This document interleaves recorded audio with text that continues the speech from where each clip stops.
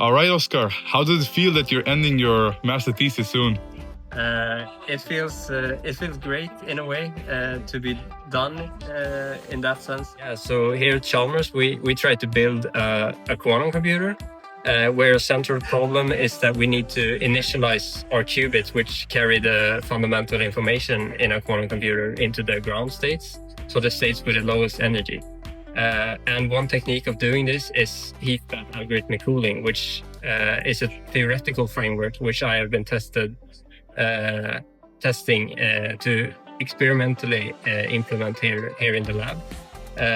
And so it consists of basically 3 steps, which I've been implementing individually.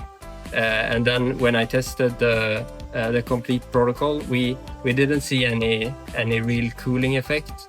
And the theory didn't match the experimental side, but from the results, we think that we identified some limitations in both the implementation and also the experimental device that we used. So we think that can help us in implementing this in a future device. So, Oscar, you achieved a 99% success rate on the individual steps of your experiment. So it sounds like a massive win.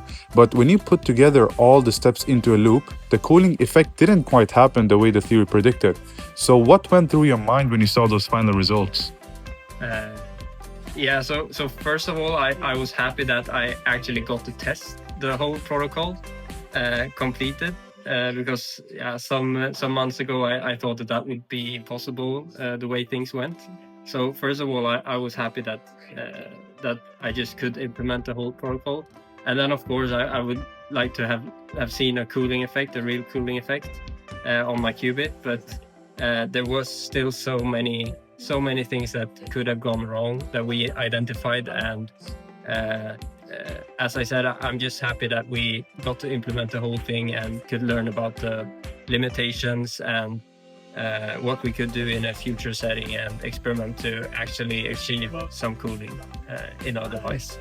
To do this research, you're working with dilution refrigerators that cool things down to temperatures colder than outer space. So what is it actually like working in the lab with that kind of extreme machinery?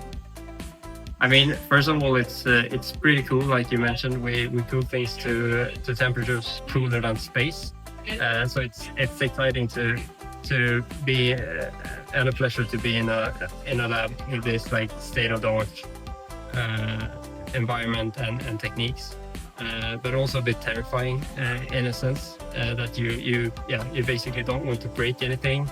You know that there's a lot of expensive equipment.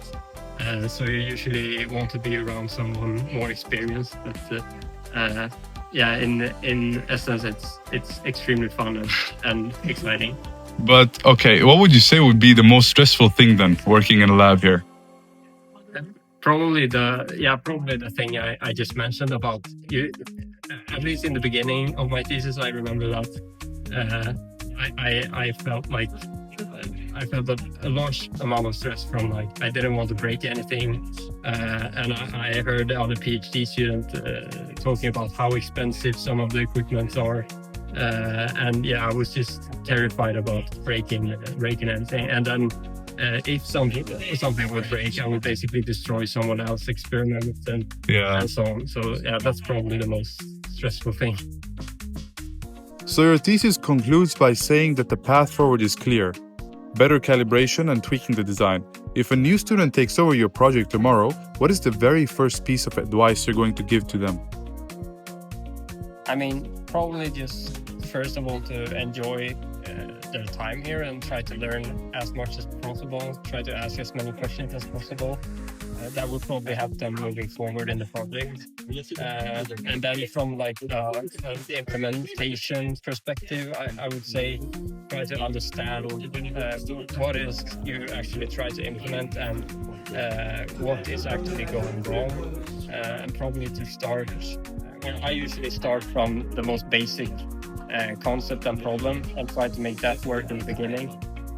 So that's probably something that I usually go for. Perfect. So thank you so much for taking your time today and answering our questions. So is there any last thing you want to say to everybody watching this video? Like and subscribe.